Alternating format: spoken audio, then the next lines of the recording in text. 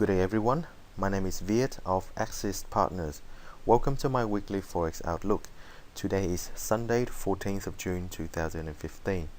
In this video, I will be showing you the currency pairs that are on my watch list for next week.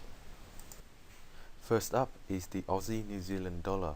Last week, the Reserve Bank of New Zealand has cut interest rate by 0.25%, and this was the catalyst for this pair to shoot up. On the weekly chart, you can see that this pair has had a very strong uptrend since the beginning of March of this year. Resistance overhead, I can see, would be at 1.1250 level. Now, if price reaches this level here, I will be looking for a price action reversal on the smaller time frame. Alternatively, if price does pull back to the 1.0800 level, I will be looking for an opportunity to go long in line with the weekly trend if there is sign of strong buying at this level. Moving on to the Euro Canadian dollar, I'm looking at the daily chart. Price action has been very messy in the past week, so let's go back into the weekly chart to help us better understand what price action is trying to do. Now we can see that on the weekly time frame, this pair has enjoyed a rather nice uptrend since the middle of March. I will put in a trend line here so you can see it better. There we are. Back to the daily. You can see that trend line has held up very nicely. If price does retest the 1.3770 support level, then I will be watching this on the smaller time frame, looking for signs of strong buying in order to find an opportunity to go long in line with the weekly trend. Next up is the British Pound Japanese Yen. Last week, on the 4-hour time frame, there was an opportunity to go long. This was after the formation of the bullish indecision candle, which formed right on 189.90 daily support level. My entry was at 190.17. I had a 67 pip stop and a single target at 190.90 for 73 pips. That was hit comfortably within one candle. Price has finished for the week at 192 resistance level, and moving out into the weekly time frame, you can see that this pair has enjoyed a tremendous uptrend since middle of April.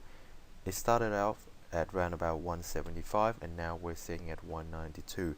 The next level up above 192, the next resistance level that I can see at would be at 196.50, 197 level. So we have room for another 400 pips move upwards. A correction is statistically overdue.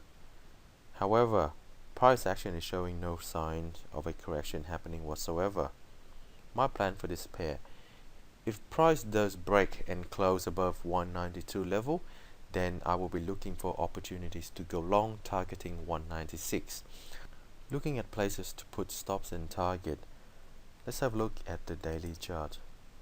Now, a stop level at below 189.90 and a target at 196 would still give very good risk reward ratio, which is in support of a long trade for this pair.